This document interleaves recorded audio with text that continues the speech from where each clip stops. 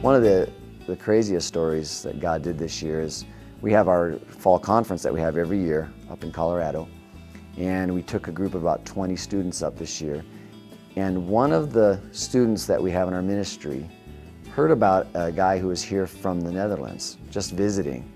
And somehow God connected them together a week before the conference. And as they got to know each other just in a day, they said, well, we're going to Colorado. You're here visiting. Would you like to see Colorado? Told him it was a Christian retreat, and would you be willing to go? And he was just excited to go to get out of here and go see other parts of the United States. And so he joined us and went to the conference. And while we were there, on the second night of the conference, he got a phone call from his aunt here in Albuquerque saying that his dad had passed away. So he's in the United States, his father's passed away in the Netherlands. And I was there when he got the phone call, when he went to make the phone call to his aunt. And it was mostly just shock. He knew his dad had had some poor health, so he told me later, he said he knew what the call was. He knew it was his dad.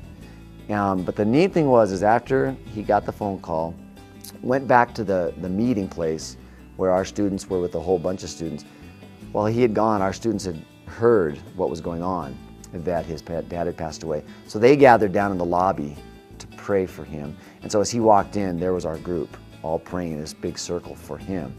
And I think it just kind of overwhelmed him to see the love that they had for this stranger they hardly knew.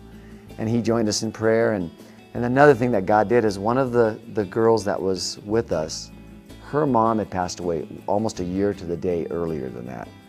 And so she was able to minister to him right away, sit down, talk to him, and what that's like, and just listen to him. And so that happened. He went home, went back to the Netherlands, and we got an email about a month later that he had committed his life to Christ at that conference. He had never shared anything that day, but through all of what he saw, he just knew that God was leading him. So things like that are exciting when we see, and that's excitement passed on to the rest of the students. I think their desire to share Christ has grown because of that.